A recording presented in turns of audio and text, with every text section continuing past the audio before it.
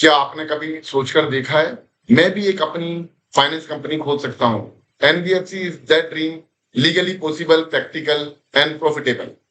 मैं हूँ सीए विजय कुमार गुप्ता और आज हम बात करेंगे अपनी खुद की एनबीएफसी खोलने की पूरी प्रोसेस की सिंपल लैंग्वेज में। NBFC are the most sought after financial institution in India today. चाहे आप लोन बिजनेस स्टार्ट करना चाहें या फिनटेक ऐप लॉन्च करना, एनबीएफसी लाइसेंस आपका गेटवे है फाइनेंस वर्ल्ड में एंट्री लेने की। चलिए प्रोसेस समझते हैं। सबसे पहले एक प्राइवेट या पब्लिक लिमिटेड कंपनी बनानी होती है और इसके मेन ऑब्जेक्ट होते हैं फाइनेंस, इन्वेस्टमेंट और लैंडिंग एक्टिविटी। अब आरबीआई के रूल के हिसाब से कम 10 करोड़ नेट ओन फंड की रिक्वायरमेंट होती है। इसके बाद कंपनी के नाम पर बैंक में एक करंट अकाउंट ओपन करें और उसमें 10 करोड़ शेयर होल्डर फंड को डिपॉजिट करें। अपने स्टैट्यूटरी ऑडिटर से नेट ओन फंड का सर्टिफिकेट रेडी करें और आरबीआई की वेबसाइट पर जाकर आरबीआई पोर्टल प्रवाह के अंदर एनबीएफसी सर्टिफिकेट ऑफ रजिस्ट्रेशन के लिए अप्लाई करें along with the required document. Required documents कौन कौन से हैं?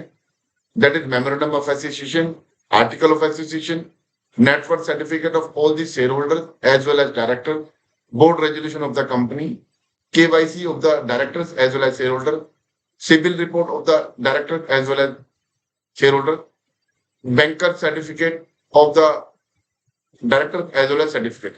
उसके बाद आरबीआई बैकग्राउंड चेक करती है, जैसे director fit and proper status, funding source, financial integrity, और उसके बाद अगर सब कुछ ठीक रहता है तो आपको मिलता है आपका एनबीएफसी लाइसेंस।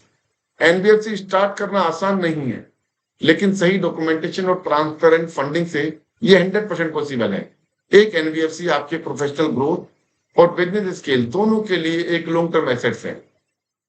नेक्स्ट एपिसोड में हम डिस्कस करेंगे आरबीआई के न्यू रूल, जिसके तहत 10 करोड़ नेट ओन फंड की रिक्वायरमेंट है। इसकी वजह से क्या चेंजेस हुए हैं और क्या इंपैक्ट है।